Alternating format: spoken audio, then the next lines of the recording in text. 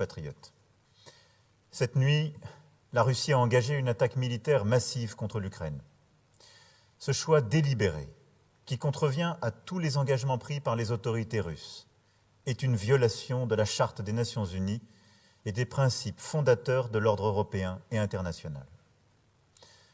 Dans cette épreuve, la France se tient aux côtés de l'Ukraine.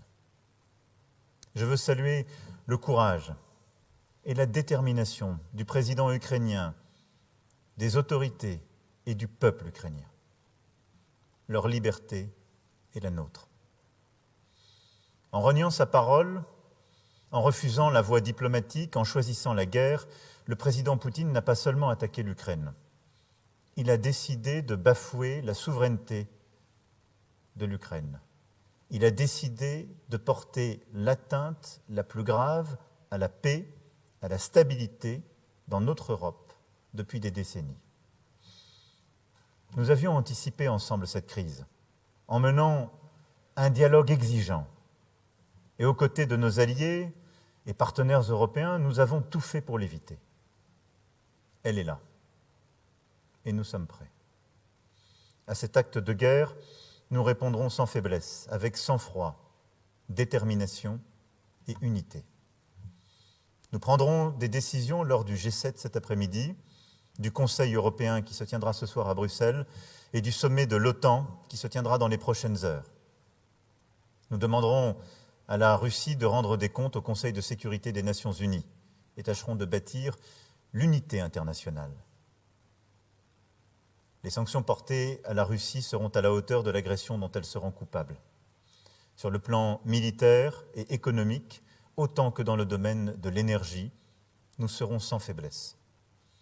Nous appuierons l'Ukraine sans hésiter et nous prendrons toutes nos responsabilités pour protéger la souveraineté et la sécurité de nos alliés européens. Mes chers compatriotes, les événements de cette nuit sont un tournant dans l'histoire de l'Europe et de notre pays.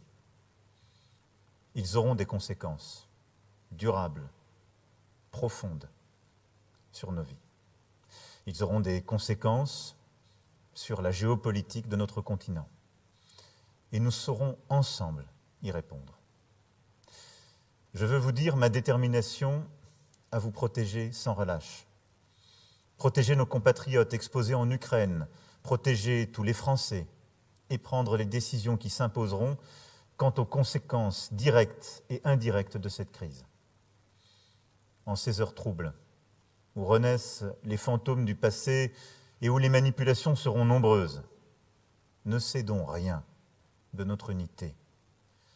Unité autour de nos principes de liberté, de souveraineté et de démocratie.